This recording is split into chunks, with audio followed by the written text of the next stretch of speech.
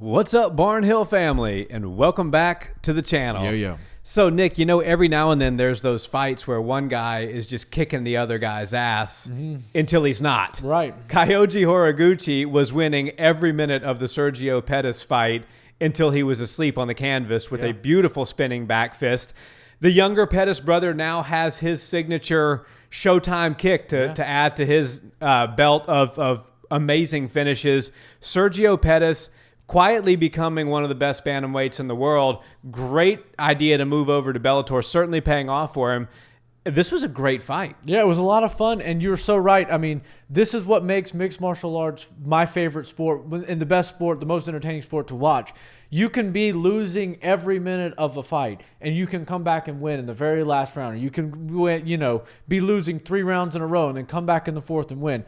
If you watch a football game and the score's 48-0 halfway through the fourth quarter, you can go ahead and turn that game off because nothing else is going to happen. You're going to see the clock get run down, and there's just no coming back from that.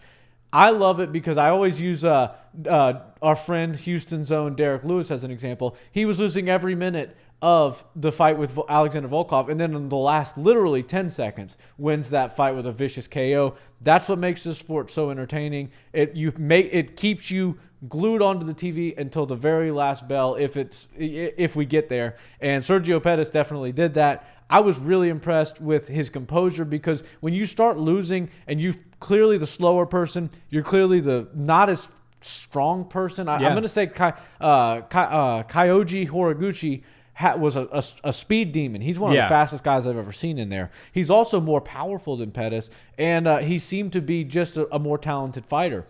But that being said, it's a fight. Anything can happen. And when you have somebody tagging you like that, it can be really disheartening because you're like, man, what do I do to just score? I just need to score. I'm standing, I'm doing all the defense right. He's just tagging me here, there, and everywhere, and I can't get anything going. But he kept his composure. He waited for the right time, and then he seemed to be turning it on and building up a little bit as the fight carried on. It was really impressive, a really cool combination. That missed kick over the top was really nice, and it set up that beautiful spinning back fist. I think that's really cool, and he might be like one of those wrestlers that gets a knockout and then falls in love with his hands. We might have to let his future opponents know to start watching out for spinning back fists. Yeah, I mean, and the Pettis brothers, and you can couple them together in a lot of ways. They are their own individual fighters, and they do have different fighting styles. But one thing that's common between the two of them is that they do their best work when they open up and are creative. Yeah. They're both super creative. Neither one of them are great grapplers. They've got good grappling skills that they've developed from training MMA for a long time. Neither one of them were like world champion Muay Thai guys. Neither one of them, to my knowledge, has a Division I wrestling pedigree or anything like that. The Pettis brothers are just really good at MMA in general, and they're really fluid, and they mix things up really well.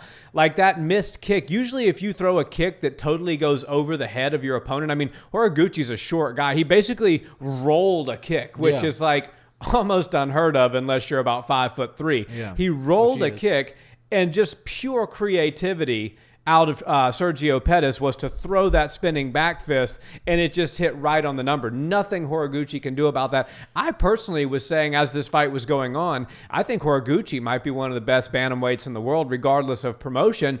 I still don't disagree with that. I think he just got caught by a beautiful shot.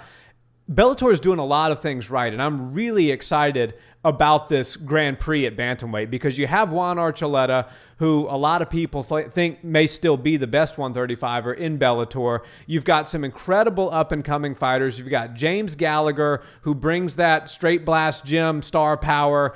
It's going to be a fun sort of round-robin tournament, and I'm really excited to see who's holding the belt at the end of it. Yeah, and I don't really see it being just one guy dominates and goes through the entire thing, and then we see just him get the $1 million, him keep the belt and everything like that. No slight to Sergio Pettis, but it's a very competitive division.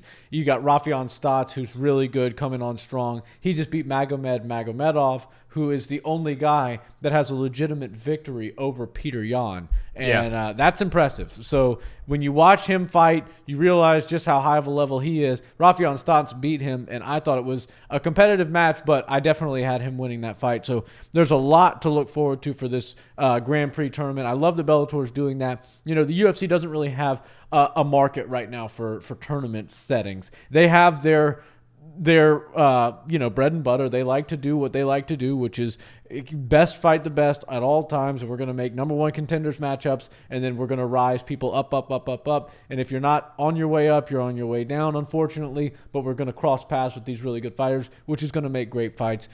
Bellator is doing it a little different. They're like, you know what? People have been asking for these Pride-style Grand Prix and these awesome tournaments. We're going to give it to them. We're going to give you guys anything you want. It's like Bellator really listens to the fans, and they are almost like fan-driven, right? Right. The UFC is a major organization. I don't want to take anything from Bellator, but they're not quite at that level, and they would admit that. But it feels like it's almost catered towards big super fans of the sport, because they're like, oh, we're listening to you guys. You want to see a Grand Prix tournament? We're going to do it. Oh, it went really well, and the $1 million incentivized these fighters to put on really good fights. Okay, let's do another one. Yeah. Let's start just throwing this stuff all over the place. Every division. And it helps build names. Yeah. You're taking, because right now the star power is what they're lacking. But when you get 8 guys or you get 8 girls and they all go at it with each other and they're all talking back and forth and there's potential matchups, and you might want to see something that I might not want to see as much, but then that kind of makes me go, okay, well, what about this guy? He might really look good against this guy. Styles make matchups. Let's see these two square off. I think it's a really good move on Bellator's part. I appreciate them doing it. But as of now, the bantamweight king is Sergio Pettis, and I'm pretty impressed. I think that Horiguchi definitely has a slot in that 8-man tournament, and he could be the one walking away with it. But a rematch with Pettis is definitely something I'm interested in. Yeah, for sure. I mean, I'm sure Horiguchi's going to want that, because it's tough to lose a fight like that. When you're winning the entire fight and in the 4th round, you just end up being woken up by the referee and trying to figure out what happened. That really sucks for a fighter. Oh, yeah. But I agree with you. I love what Bellator is doing with this Grand Prix. One of the main complaints that UFC fans have all the time, myself included, is, man, why are they moving this guy up so slowly? Or why is they're giving this guy, because he's got name recognition, he's getting the fights over this guy. We're seeing it happen right now with Islam Makhachev. So many people are saying Makhachev should have been fighting top 5 guys 18 months ago, and he's just now getting there. But if you put together a Grand Prix like this, and the UFC has a ton of name recognition in every division. Right. You could name 3 fighters in every single division almost, and most people who are fans of the sport would know who those people are. Right. The Bellator Grand Prix, it kind of serves 2 purposes. One, it gives the real hardcore fan what they want, in the sense that we want to see the best fighting the best, nobody ducking anybody.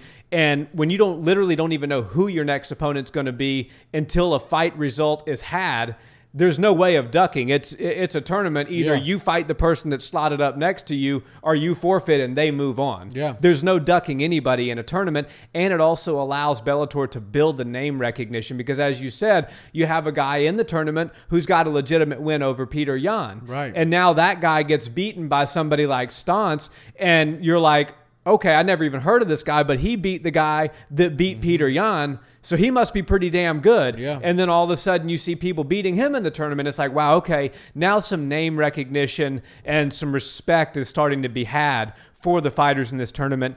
The UFC doesn't really have the ability to put on Grand Prix back to back to back like that, because there's so much stacked talent at the top. But I love that Bellator is doing it. Yeah, and everybody understands the tournament bracket. You get that if you win, you advance, and if you lose, you stay back behind. But everybody understands you don't get to pick and choose who you're fighting. You wind up in a bracket, and that comes through the rankings, and then you wind up fighting whoever wins, and the best meet the best at the very end. I love it. It's very easy for casual fans of any sport to understand the layout of a tournament style bracket, and that's why I really like it. I think it's a lot of fun.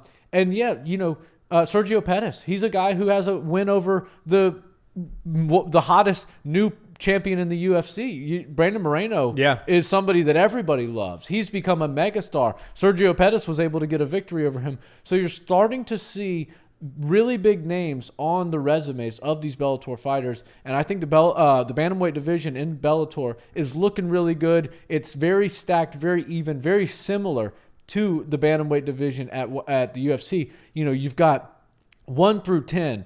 I could just throw 10 names at you in the UFC, and you wouldn't be able to tell me which one goes where 1 through 10. And you might be surprised at where some of them are, but they're all deservingly in the top 10. And I could do the exact same thing for Bellator's top 10. I think it's a lot of fun. I think this tournament's going to be an interesting one, and I can't wait to see who leaves with the belt and the $1 million. Me either.